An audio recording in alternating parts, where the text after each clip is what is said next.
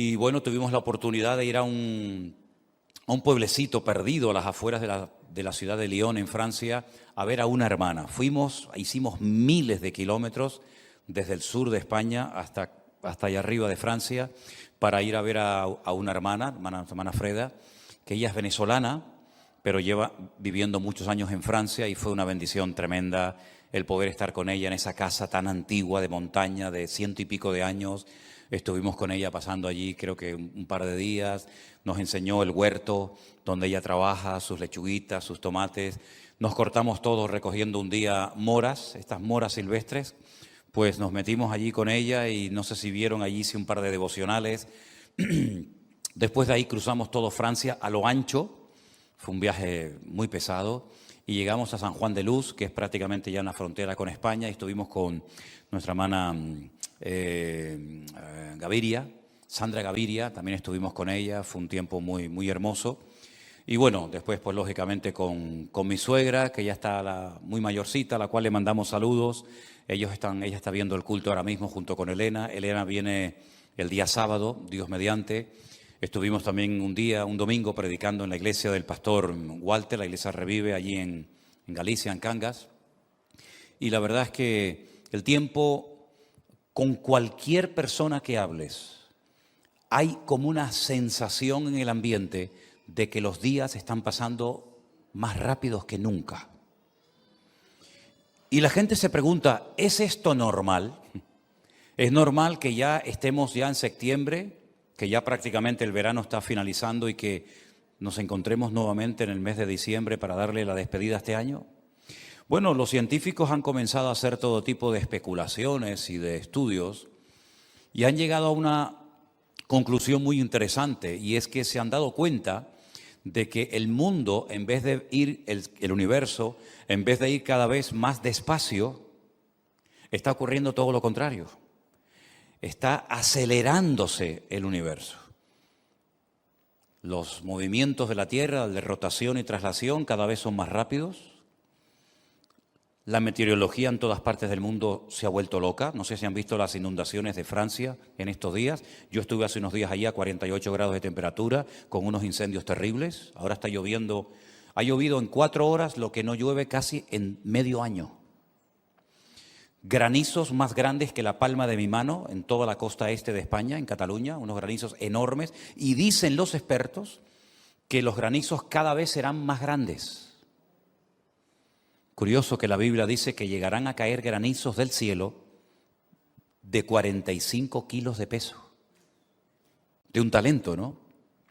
Es decir, que todo se está acelerando de una forma tan terrible, tan tremenda, que dice la Biblia que si esos días finales no fueren acortados, lo que dice el Señor es tremendo. Dice, nadie sería salvo. Entonces yo creo que estamos viviendo en unos tiempos muy interesantes de la historia, donde nunca el universo se ha movido tan rápido como en estos días, en estos años, donde estamos viendo unos cambios, unos fenómenos atmosféricos como nunca antes se habían visto.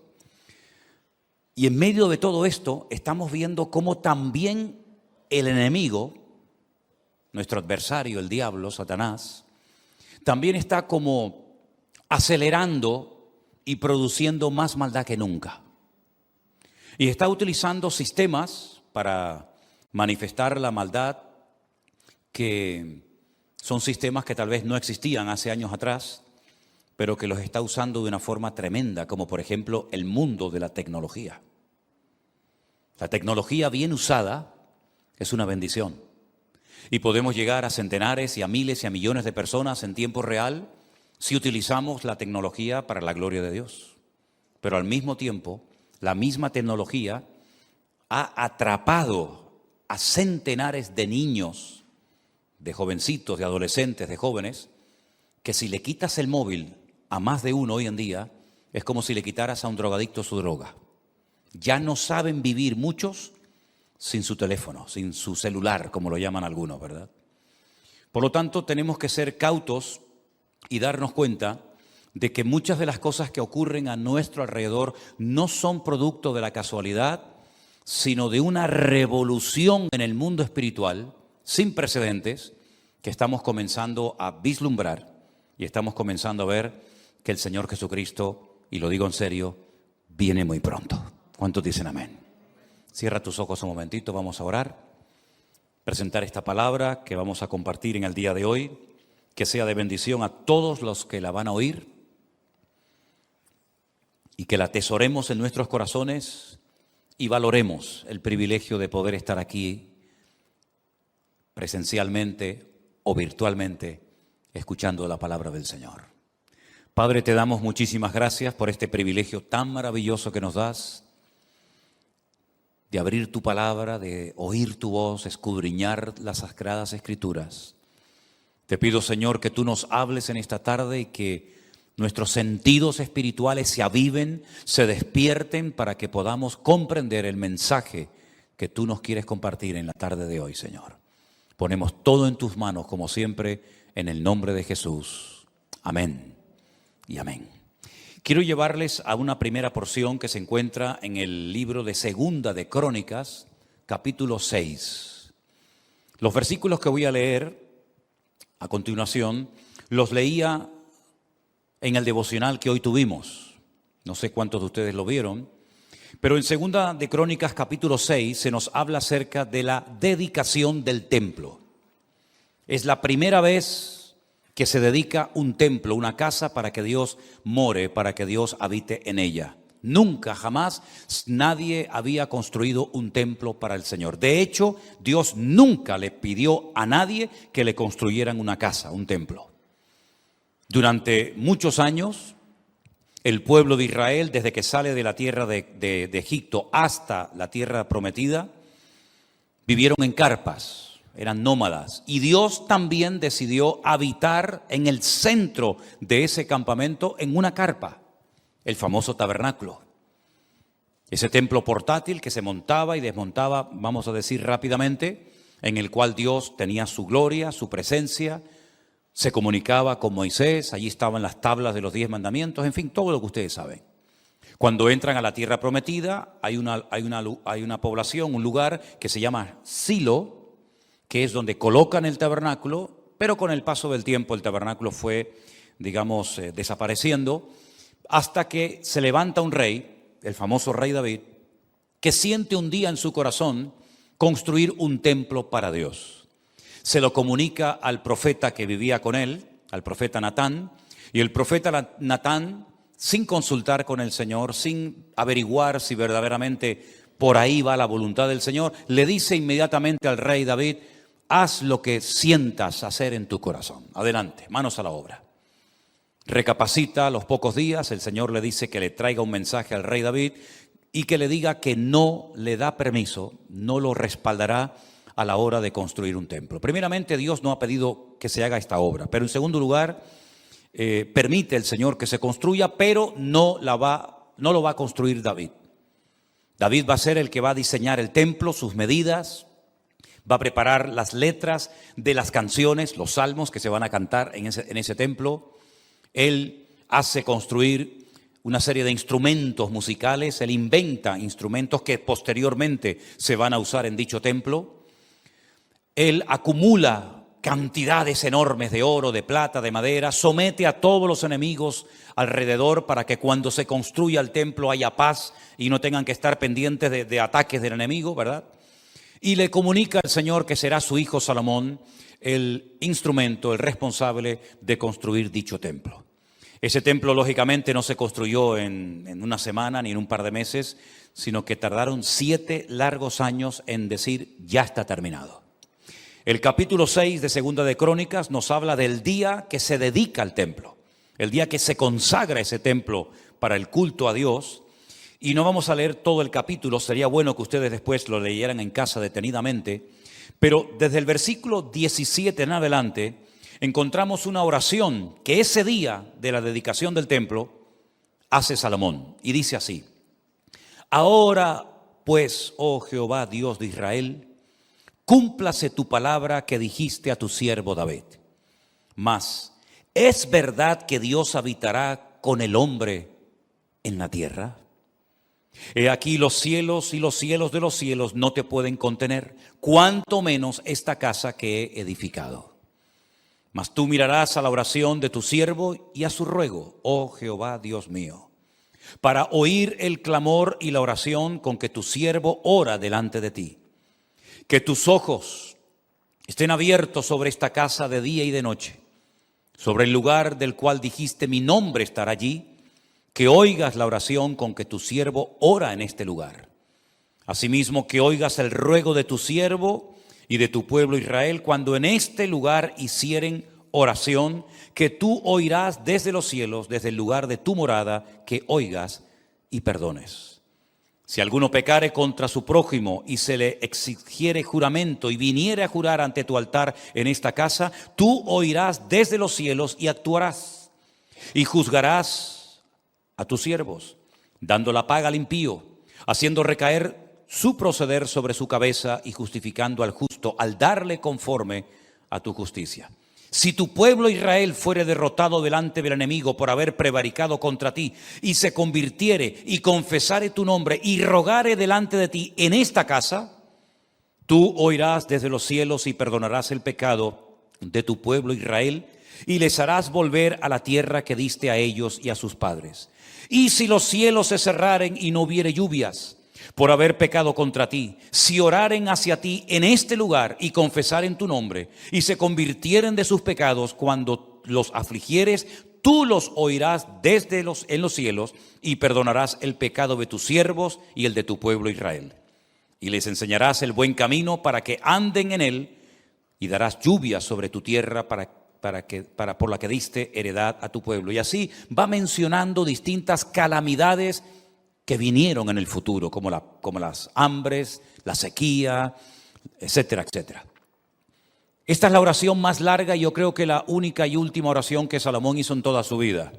Como alguien dijo, fue una oración larga, una oración preciosa, pero no fue nunca un hombre conocido por ser un hombre espiritual como su padre, ni fue un hombre de grandes oraciones y comunión delante del Señor.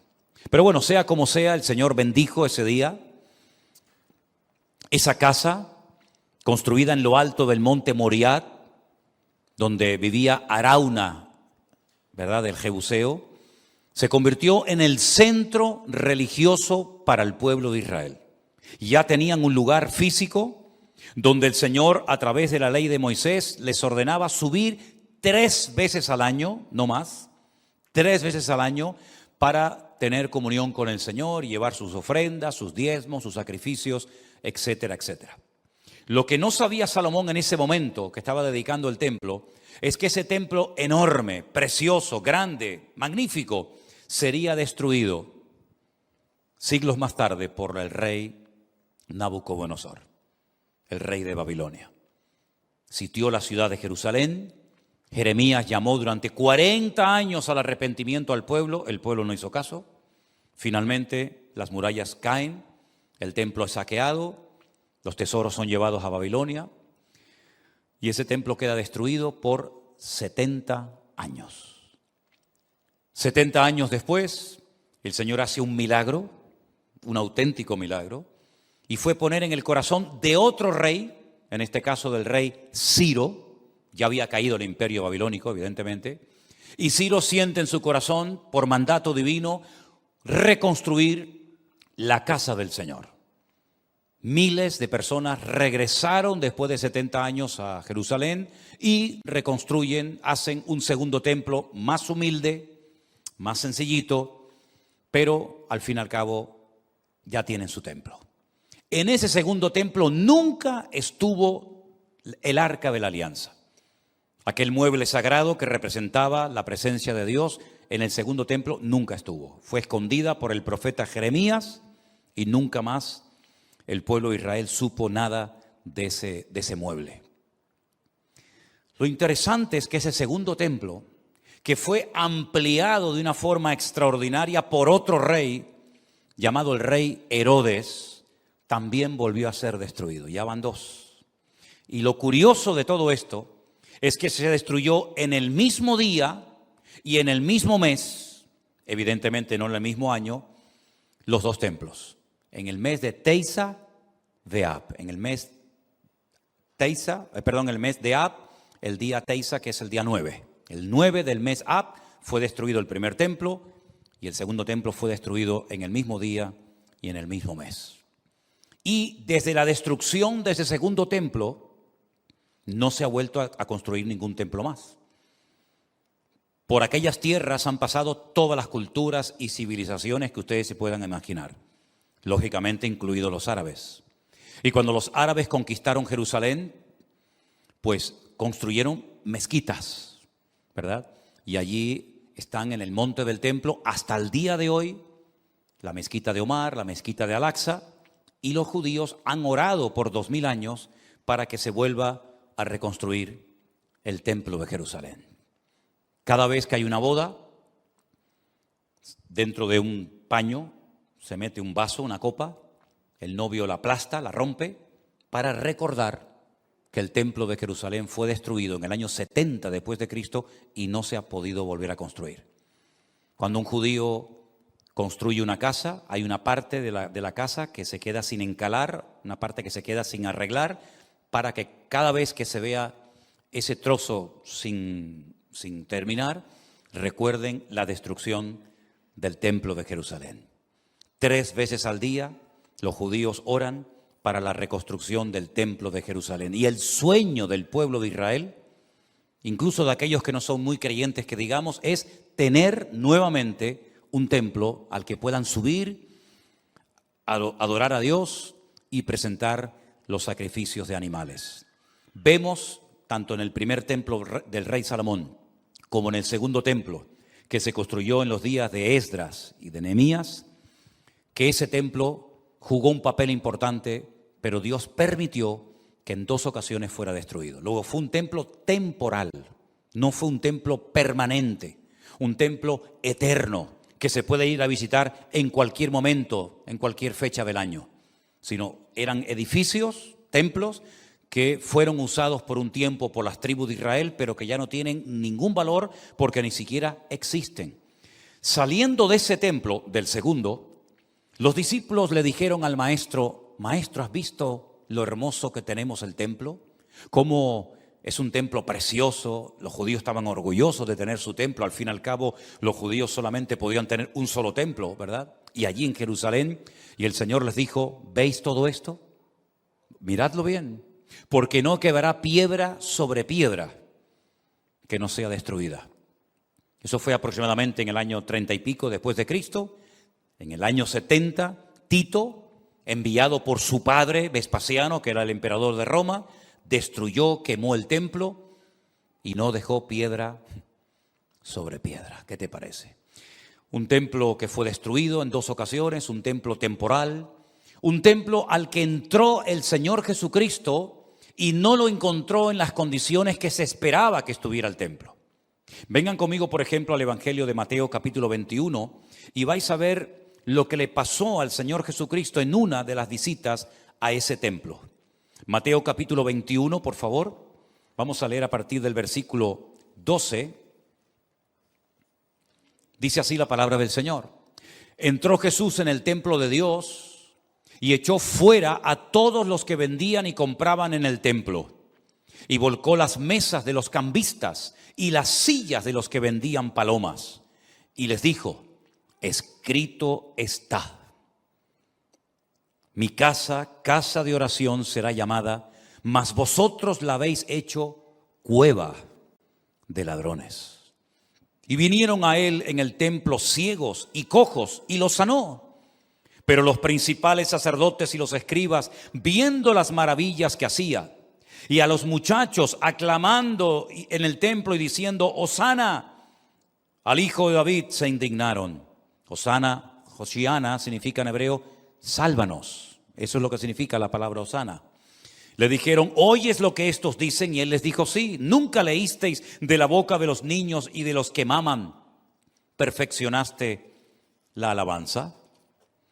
Y dejándolo salió fuera de la ciudad a Betania y posó allí. Es interesante que a unos pocos metros del templo había, y todavía sigue estando allí, el famoso estanque de Betesda, del cual nos habla Juan en el capítulo 5 del Evangelio que lleva su nombre. Dice que en ese estanque había multitud de ciegos, paralíticos, enfermos, esperando el movimiento del agua para que el primero que se metiera quedara sanado. ¿Por qué no iban al templo? Cuando el lugar de culto era el templo y no el estanque de Betesda. No tiene ningún sentido ir a un estanque a esperar supuestamente a un ángel que venía de vez en cuando a mover el agua, cuando a 50, 80 o 100 metros como mucho tenían el templo de Jerusalén. ¿Por qué la gente prefería esperar algo que nunca ocurrió, esperando el movimiento del agua en Betesda, y no iban al templo? Porque el templo, como les acabo de leer, el Señor lo definió como una cueva de ladrones. Habían convertido en un lugar de negocio, de comercio, y allí no ocurría nada, no había vida. Ya no estaba la gloria del Señor. Porque permítame decirles que la gloria del Señor, la presencia del Señor estuvo en aquellos lugares, pero el mismo Señor que la puso, el mismo Señor la quitó. Y estando en el cautiverio en Babilonia, el profeta Ezequiel, que estaba en el cautiverio en Babilonia, vio en visión cómo la gloria del Señor se elevaba y se iba del templo, y nunca más vino a ese templo. Ellos iban a un templo donde ya Dios no estaba, creyendo que adoraban a Dios. Ya Dios hacía años, muchas generaciones, que el Señor se había retirado de aquel lugar y no.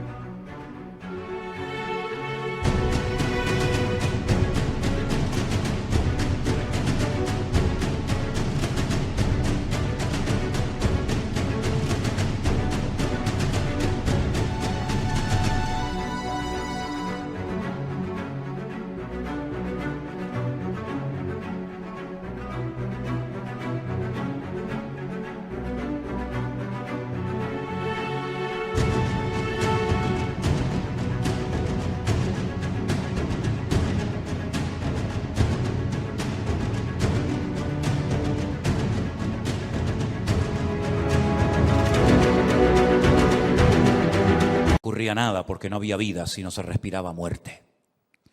Y Anás y Caifás, que eran el suegro y el yerno, tenían un negocio montado que consistía en vender los animales a las personas que querían venir a sacrificar, a hacer algún holocausto, alguna ofrenda al Señor. Y el Señor definió aquello como una cueva de ladrones, donde se comerciaba, donde se ganaba dinero a expensas de un templo que ya Dios había mucho tiempo lo había abandonado.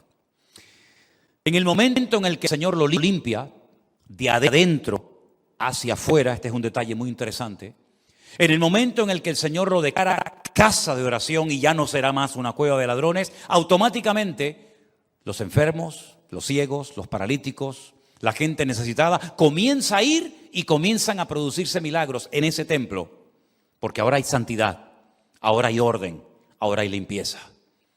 Empieza la alabanza a brotar espontáneamente en los niños, en los jóvenes. Claro, los religiosos, los profesionales de la religión no estaban acostumbrados al mover de Dios. No estaban acostumbrados a que hubiera un ambiente de libertad, espiritualmente hablando. Y entonces les molestó escuchar a los jovencitos, a la juventud, alabando al Señor en ese templo donde tenía que haber vida, pero que había muerte. Y le dicen al Señor que le diga a esos jóvenes que se callen. Y es entonces cuando el Señor cita un texto bíblico y les dice: la Biblia dice, las Escrituras dicen que de la boca de los niños y de los que maman, Dios perfecciona la alabanza, ¿verdad? Pero la cruda realidad, mis queridos hermanos, es que tanto el primer como el segundo templo fue destruido. Pero fíjense lo que les voy a comentar ahora. Yo sé que ustedes lo saben, solamente se lo voy a recordar. El Señor Jesucristo profetizó la destrucción de ese templo, diciendo: no quedará piedra sobre piedra que no sea destruida. Amén. Pero hay un momento en el que Él le dice a sus discípulos, y en ese momento no lo entendieron. Lo entendieron más tarde: destruid este templo. ¿Y qué más dijo? Y en 3 días será construido nuevamente, será reedificado. Destruidlo. y en 3 días volverá otra vez a estar perfectamente restablecido. Los discípulos es entonces cuando le dicen: Maestro, ¿cómo que en 3 días? 46 años lleva Herodes tratando de ampliarlo, de ponerlo bonito, de ponerle planchas de oro. Los romanos se reían de los judíos porque decían: ¿para qué queréis un templo tan grande, tan bonito, tan lujoso? ¿Y dónde están vuestros dioses? ¿Dónde están vuestras imágenes? Los romanos se reían de los judíos porque decían: nunca hemos visto a un pueblo que construya un templo y lo tenga vacío. Porque ellos estaban acostumbrados a ver a sus dioses, a Júpiter, a Afrodita, a Ceres, a tantos dioses, ¿verdad? Pero se reían de los judíos porque decían: ¿dónde está vuestro Dios? Pero dice la Biblia que cuando el Señor Jesucristo murió y resucitó, fue cuando entendieron aquella palabra que les había dicho: destruid no este templo, y será reconstruido en 3 días. Y entendieron que hablaba del templo de su cuerpo. Y esto que para nosotros es normal y lo hemos oído 1000 veces, para ellos fue un impacto, porque nunca jamás nadie en la historia, ningún profeta, había comparado al cuerpo humano con el templo, con el Bet HaMikdash de Jerusalén. Nunca. Yo creo que ninguno se atrevió a decir eso, porque ni se les pasaba por la cabeza que el cuerpo humano podía ser comparado con aquel edificio tan santo y tan sagrado como lo fue en su momento. Por eso ellos no entendieron en ese momento a lo que se refería con la destrucción y la restauración del templo. Pero alguien años más tarde se convierte, y probablemente alguien le dijo esas palabras que el Señor pronunció ese día. Tal vez se las dijo Juan, o Pedro, o Santiago, o María, o cualquier otro discípulo. Y entonces, años más tarde, cuando ya es un gran instrumento en las manos del Señor, y tiene que escribir una carta a una ciudad formada fundamentalmente por gente no judía, sino de origen gentil, se atreve a decir lo que yo les voy a leer en esta tarde, que es una revelación impresionante, lo que vamos a leer a continuación. En 1 Corintios, el capítulo 3, el verso 16, Pablo dice, el apóstol Pablo: ¿no sabéis que sois templo de Dios y que el Espíritu de Dios mora en vosotros?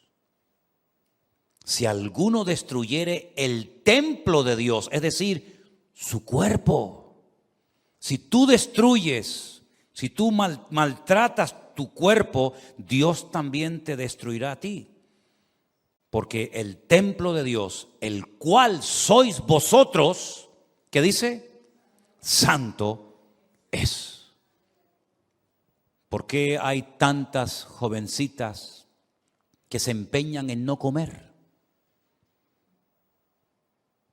Porque no se aceptan cuando se ven al espejo.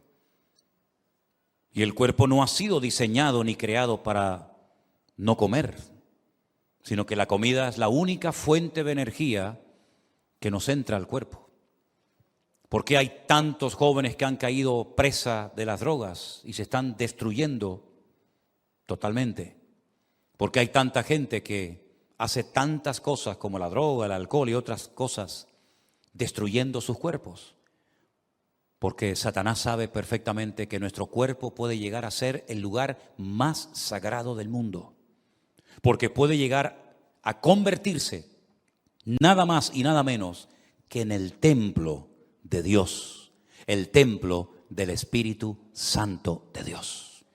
Por eso Pablo, que capta este mensaje tremendo, dice: y el Señor os manda que todo vuestro ser, todo vuestro cuerpo, sea guardado irreprensible para la aparición de nuestro Señor Jesucristo. Y dice espíritu, alma y cuerpo. No es que tenemos que hacerle un culto al cuerpo, ¿no? Que es el culturismo, pero que tenemos que cuidar el cuerpo, no te cabe la menor duda. Cuida tu cuerpo, hijo. Cuídalo, ¿sabes? No hagas un culto de tus musculitos, ni dediques más tiempo a tu cuerpo que a tu mente o a tu espíritu, pero tienes que cuidarlo. Porque tal vez ahora eres joven y no te das cuenta, pero cuando seas más mayor te va a pasar factura los excesos y los abusos que hiciste en la juventud, ¿verdad? Y todo lo que te has metido en el cuerpo y lo que has fumado y lo que, etcétera, etcétera, te estás destruyendo el cuerpo. Y el Señor quiere que estemos sanos y fuertes para poder servirle en su reino y en su obra, y no seamos gente enfermiza y gente siempre hecha polvo, que tiene ganas de servir al Señor pero no puede porque el cuerpo no le ayuda. En aquella cultura ya los griegos enseñaron que el cuerpo es la cárcel del alma. La cárcel del alma es el cuerpo, hay que machacarlo el cuerpo. Sin embargo, la Biblia, la filosofía, la enseñanza bíblica es todo lo contrario. No hay que machacar, no hay que destruir, no hay que maltratar el cuerpo, hay que cuidarlo, ¿verdad? Y por eso lo peinamos, lo bañamos, lo alimentamos, ¿verdad?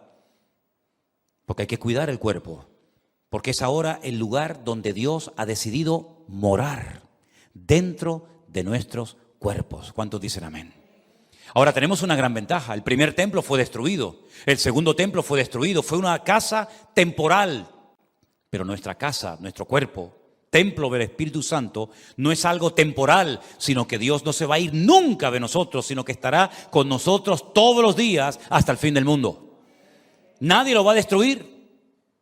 Nadie lo va a destruir. Nabucodonosor destruyó el primer templo. Tito destruyó el segundo templo. A nosotros nadie nos podrá destruir, porque incluso aunque este cuerpo se deteriore y termine siendo sepultado, viviremos por la eternidad con un nuevo cuerpo transformado y glorificado por el poder de Dios. Así que, mis queridos hermanos, así como el Señor dio unas instrucciones clarísimas para el mantenimiento, el funcionamiento del templo, también en su palabra encontramos instrucciones clarísimas para que nuestros cuerpos, nuestro espíritu, nuestra alma y nuestra mente funcione. Había que tener limpieza al templo. Por eso el agua era un elemento tan básico y fundamental en el templo, porque había muchísimos animales que se sacrificaban cada día y el templo tenía que estar libre de moscas, libre de malos olores. Tenía que haber una limpieza impoluta en aquel lugar. Los animales no podían ser llevados a rastras ni a la fuerza, sino tenían que ser llevados despacio, ¿verdad? Porque todo se respetaba, no podían haber ruidos de golpes, de griterías, de martillazos, sino que todo se tenía que hacer con calma, con orden, con reverencia, con respeto, con temor y temblor, porque iban a la casa de Dios. Y por eso dice Pablo en sus cartas, quítense de vosotros la gritería, hombre, las malas palabras, las truhanerías, la fornicación, el adulterio, las malas conversaciones corrompen las buenas costumbres.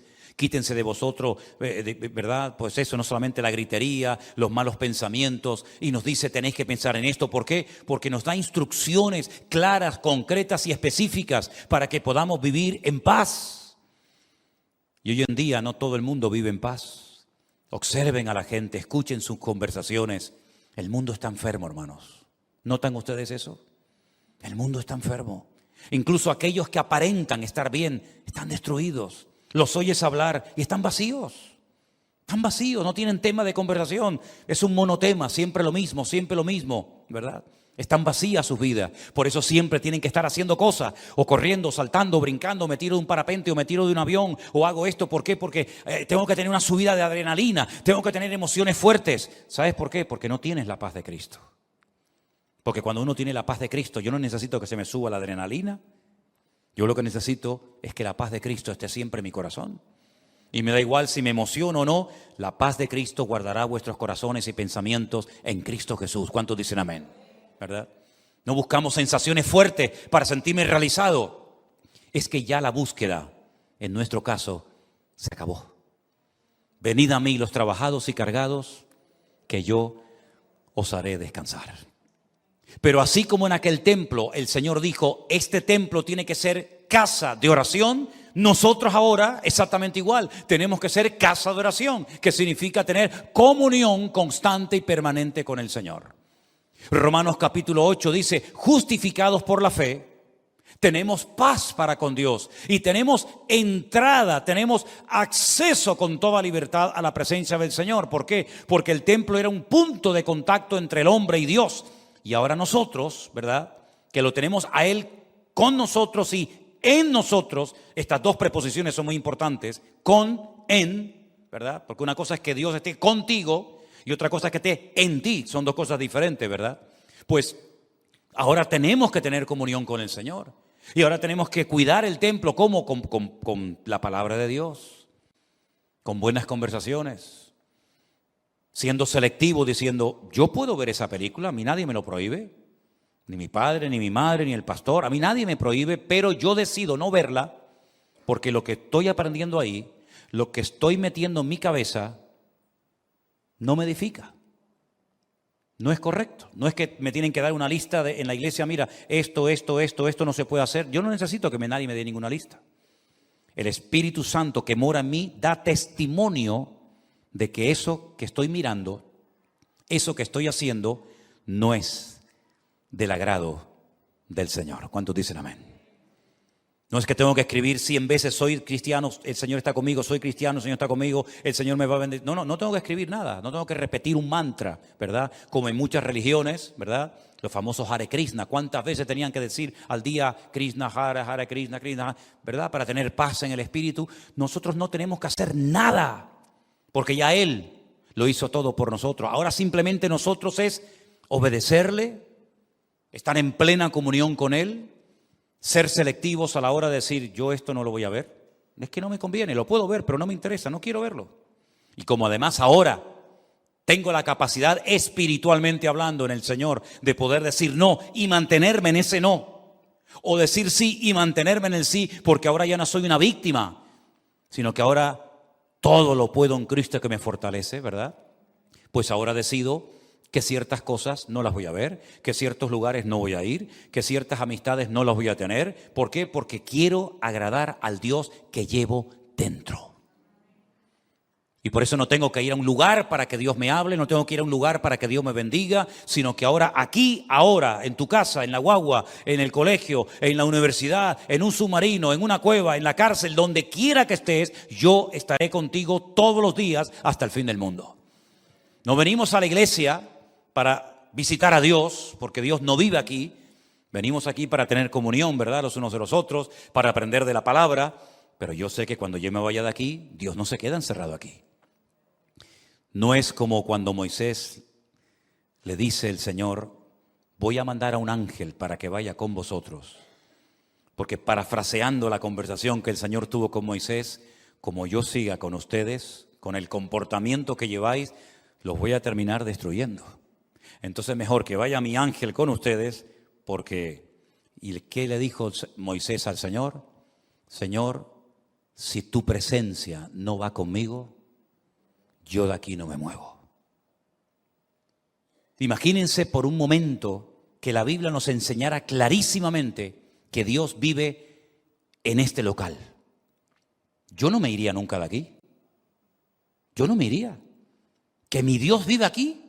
Pero si yo lo que anhelo es estar con Él, ¿para qué me voy yo a la calle que sé que Él no está allí? Salir de ese paraguas, ¿no? Salir de esa cobertura, de esa protección, ni loco.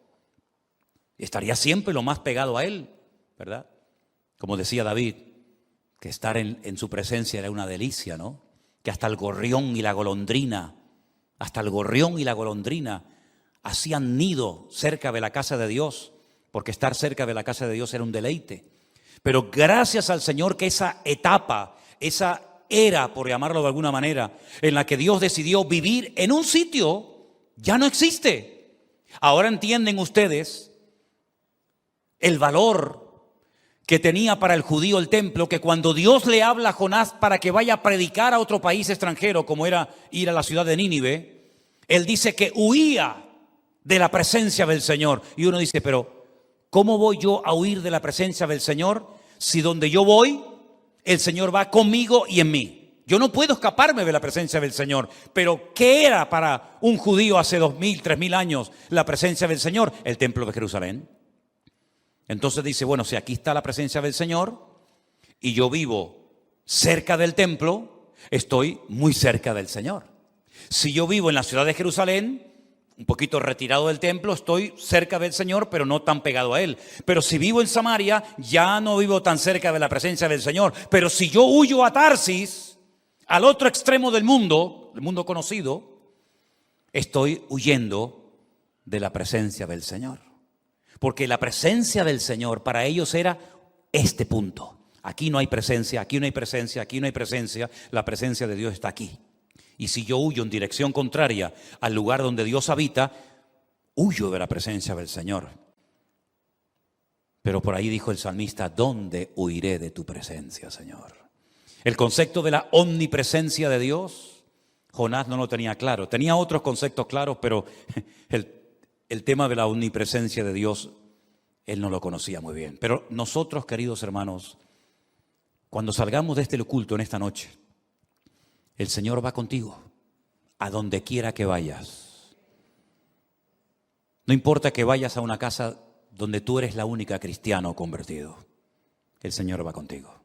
No te vayas triste ni desanimado diciéndole, bueno, adiós Señor, adiós. Nos vemos el domingo, Señor. Chao, adiós, Señor. Ay, cuánto te quiero, Señor, chao. Y te vas con esa penita, ¿no? De mirar así, como cuando uno se va del aeropuerto. ¿No te ha pasado? A ustedes no, porque están en otro nivel espiritual. Yo sé que a ustedes eso no les pasa, ¿no? Pero cuando uno se va, hace así como diciendo, ay, la última miradita, ¿no? La última miradita. Nosotros no tenemos que echarle la última miradita al Señor cuando nos vayamos hoy del culto, porque el Señor va contigo a donde quiera que vayas. El bien y la misericordia te seguirán todos los días de tu vida, y aunque un ejército acampara contra ti, no tienes que tener miedo, porque Él es tu luz y tu salvación, y Él te acompañará todos los días hasta el fin del mundo. Dale ese fuerte aplauso a Él la gloria y la honra. Aleluya. Bendito sea Dios. Amén. Amén. Gracias, Jesús. Qué bueno eres, Señor. Oramos en esta noche y algunos dirán, pero entonces, ¿se va a construir otro tercer templo en Jerusalén? Sí, se va a construir, pero eso a mí ni me va ni me viene. Porque yo no necesito ir a Jerusalén, a un templo, a visitar a mi Dios. Porque mi Dios está conmigo y está dentro de mí. Aleluya. Y gracias, Señor, porque esta verdad de tu palabra la creemos. Sabemos que tú no mientes, Señor, y tú has decidido morar en nosotros y no salir nunca de ahí, Señor. Vendrán luchas, tormentas, pruebas, dificultades, pero nada cambia la realidad de tu palabra.